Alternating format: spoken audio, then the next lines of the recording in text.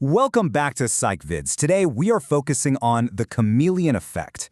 I am absolutely thrilled you're joining me for this explainer because we're going to unpack something that is literally happening to you right now, probably without you even realizing it. Think about it for a second. How much of your daily behavior, your posture, or even the exact words you use is actually yours? And how much of it is being unconsciously shaped by the people around you? Today, we're exploring how this hidden psychological force dictates our social lives and, more importantly, how you can actually use it as a tactical tool to build incredibly strong connections. I want you to picture this. You're sitting at a cafe with a friend, and they cross their arms. A few seconds later, without even thinking about it, you cross your arms. Or maybe you start talking to a colleague from a totally different region, and suddenly, you hear yourself using a brand new slang word or kind of adopting a slight accent. You might brush it off and think, oh, that's just a coincidence. But let me tell you, it is absolutely not a coincidence. Your brain is reacting to your environment in real time, and right now, you have almost zero control over it. Now, what's really interesting about this slide is this mind-blowing biological parallel. Over in nature, there's this fascinating phenomenon called ocean mixotrophy. There's a predatory algae called dinophysis that literally swallows its prey, steals its solar-powered chloroplasts, and changes its own cellular color and structure to match its target. It is quite literally microscopic identity theft for survival. And human mimicry? Well, it's pretty much the exact same thing socially. We don't steal chloroplasts, obviously, but we unconsciously steal postures, gestures, and vocal tones just to blend into our social environments. We are pulling off our own subtle version of identity theft every single day. And that brings us to the formal definition of the chameleon effect. It's the unconscious tendency to mimic the behaviors, speech patterns, and attitudes of others. So, the absolute crucial point here is that this isn't just some quirky little habit, it acts as an automatic social glue. This subtle imitation builds deep rapport and heavily influences social bonding, often completely beneath our conscious radar. It's a fundamental mechanism of human connection. Think of this explainer as your step-by-step training playbook for high-stakes interactions. Here's what we're going to cover today. 1. The secret to instant rapport. 2. The science of mirroring. 3. Step 1. Observe and delay. 4. Step 2. Match the tone. And finally, 5. The danger of over-mimicry. Okay, let's dive into Section 1, the secret to instant rapport and the evolutionary glue of social bonding. So, why do we even do this in the first place? Well, mimicry is not just some neat little party trick. It is a deeply ingrained evolutionary survival mechanism. Back in our hunter-gatherer days, blending in with our tribe and signaling that we were one of them literally meant safety, belonging, and survival. Fast forward to today, and that exact same evolutionary wiring helps us navigate the modern world by rapidly establishing trust. It creates this totally fascinating psychological cycle known as the liking feedback loop. It starts super simply. We naturally mimic people we already like. When we do that, they unconsciously pick up on that nonverbal "I like you" signal, which makes them feel increased rapport, trust, and even generosity toward us. As a result, they actually like us more, which, you guessed it, makes us mimic them even more. It's a continuous reinforcing loop of social bonding. Moving right along to Section 2, the science of mirroring. Chartrand, Barg, and the brain. Now, we need to ground this in hard science so you understand these aren't just cheap conversational tricks. There is serious neurological machinery running in the background of every single conversation you have. The defining moment in this field was back in 1999, when psychologists Tanya Chartrand and John Barr officially coined the term the chameleon effect. They ran this brilliant, classic study where they paired a naive participant with an actor who was in on the experiment.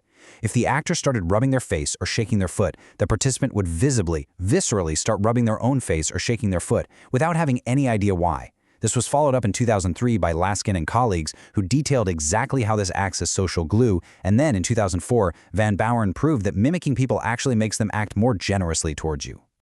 The underlying neuroscience here is just profound. When you witness someone else's behavior, your mirror neuron system fires right up. It's a process called motor resonance. Your brain is literally simulating the inner state of the person sitting across from you to create empathy. You aren't just superficially copying them. On a deep, neurological level, your brain is actually trying to feel what they feel. Now for Section 3. Step 1. Observe and delay. Moving from an unconscious habit to a conscious strategy.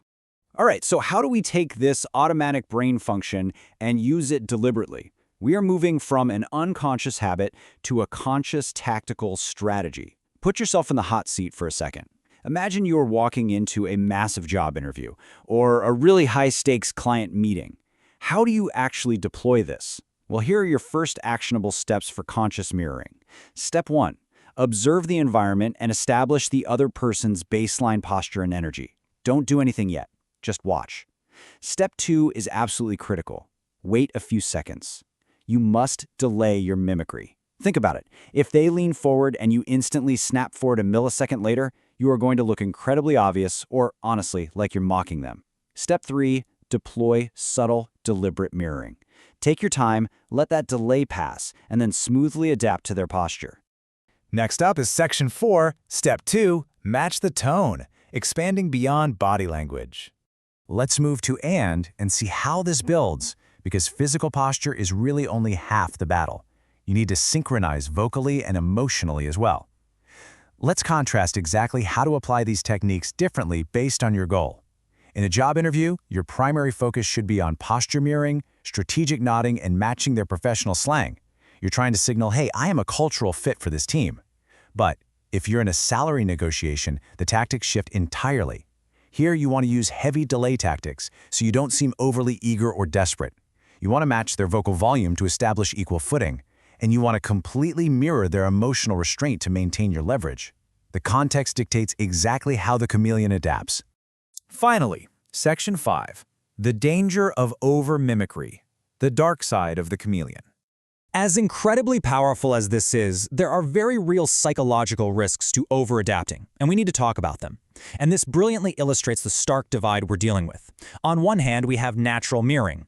This is driven by true empathy, it builds genuine trust, and it fosters a real authentic connection.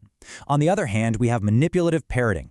This is the toxic chameleon personality that you often see associated with narcissism in hostile corporate workplaces.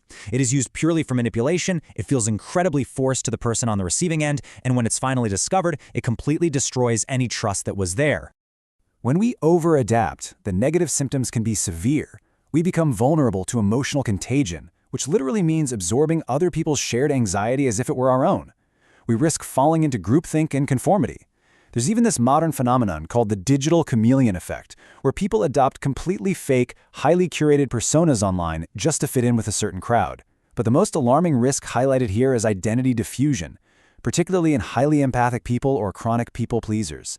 They adopt so constantly and so automatically to every single person around them that they experience a complete loss of individuality. They quite literally forget who they actually are. So, I want to pose this direct reflection prompt to you right now. Who are you becoming by osmosis? Your social environments are constantly, quietly shaping your identity. The exact words you use, the attitudes you hold, the posture you carry through the world, they are all being molded by the people you surround yourself with. The greatest takeaway from the psychology of the chameleon effect is that awareness gives you power. Now that you can see the strings, you get to choose how to pull them. So, will you step into your next job interview or high-stakes negotiation and use this hidden power deliberately to build genuine, empathetic connections? Or will you let it run on autopilot, simply to blend in with the crowd? The choice is entirely yours. Thank you so much for joining me on this explainer, and be sure to subscribe so you don't miss an episode.